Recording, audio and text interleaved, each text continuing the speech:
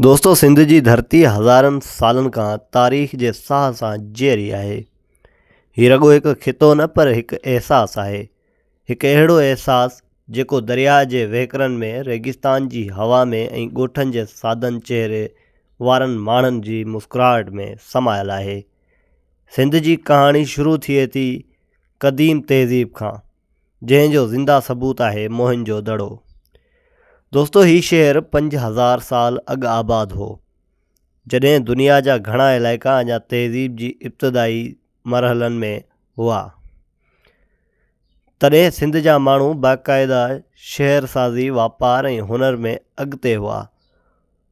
पकियनि सरनि जा घर, सिधियूं घटियूं ऐं नेकाल जो मुंज़िम निज़ाम ॿुधाए थो त सिंध जे माण्हुनि में तनज़ीम ऐं सम्झ मौजूदु हुई। राति जो जॾहिं दरिया सिंध जी लहरनि में चंड जो अक्स पवंदो हो, तॾहिं शायदि मोहिन जे दड़े जा माण्हू बि पंहिंजे घरनि में वेही मुस्तक़बिल जा ख़्वाब ॾिसंदा हूंदा। उन्हनि खे शायदि ख़बर न हुई त हज़ारे साल पोइ संदन शहर दुनिया लाइ हैरत जो निशान बणिजंदो। वक़्तु गुज़रंदो रहियो, सल्तनतूं बदिलजंदियूं रहियूं। 8वीं सदी ईस्वी में सिंध ते हुकूमत कंदो हो राजा दाहिर। हू हिकु बहादुर हुक्मरान हो, जंहिं पंहिंजी धरती जी हिफ़ाज़त लाइ वॾी जुरत सां मुक़ाबिलो कयो। जी हा दोस्तों, 712 ईस्वीअ में अरब लश्कर जी अॻुवाणी कंदे सिंध में दाख़िल मोहम्मद बिन क़ासिम थियो।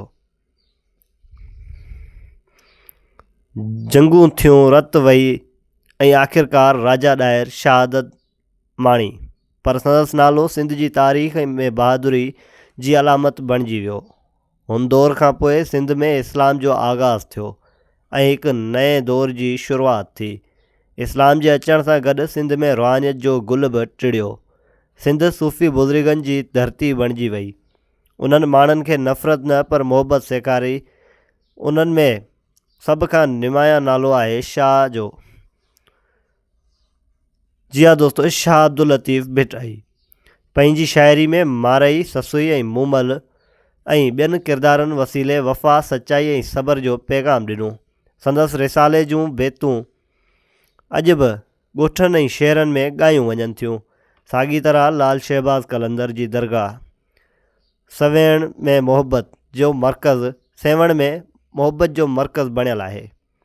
हर साल हज़ारे माण्हू उते अचनि था, धमाल कनि था ऐं इंसानियत जी हिकु जहिड़ाई जो जशन मल्हाइनि था। सिंध ते कलोड़नि ऐं पोइ टालपुरनि हुकूमत कई। हुननि मस्जिदूं, मदरसा ऐं क़िला तामीर कया, पर पोइ अंग्रेज़नि जी ताक़त वधंदी वई।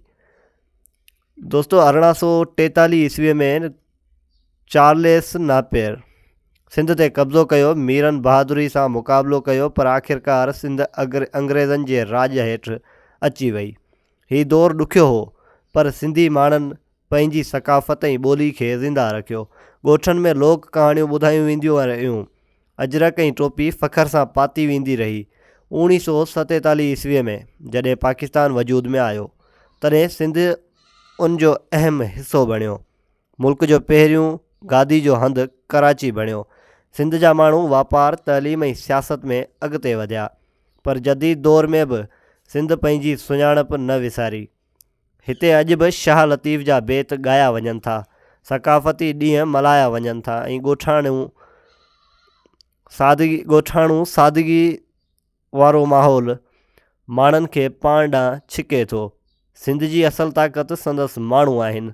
हिते जा माण्हू महिमान नवाज़ आहिनि। जेकॾहिं को अजनबी बि कंहिं ॻोठ में वञे त खेसि पंहिंजो सम्झी मानी खाराइनि था।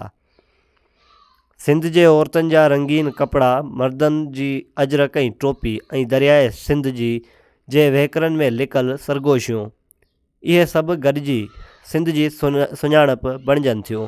सिंध हिकु कहाणी आहे जेका मोहिन जे दड़े खां शुरू थी शाह लतीफ़ जे बेतनि ताईं पहुचे थी। राजा ॾाहिर जी बहादुरी खां जदीद कराची जी रोशनी ताईं सफ़र करे थी। ऐं हीअ कहाणी अञा ख़तमु नाहे थी, छो त जेसिताईं सिंधु दरिया वहे थो, जेसिताईं को सिंधी शाह जो बेत ॻाए थो, तेसिताईं सिंध जी कहाणी ज़िंदा रहंदी। दोस्तो, हीअ हुई असांजी अॼु जी कहाणी। उमेदु कयूं था तव्हांखे कहाणी पसंदि आई हूंदी।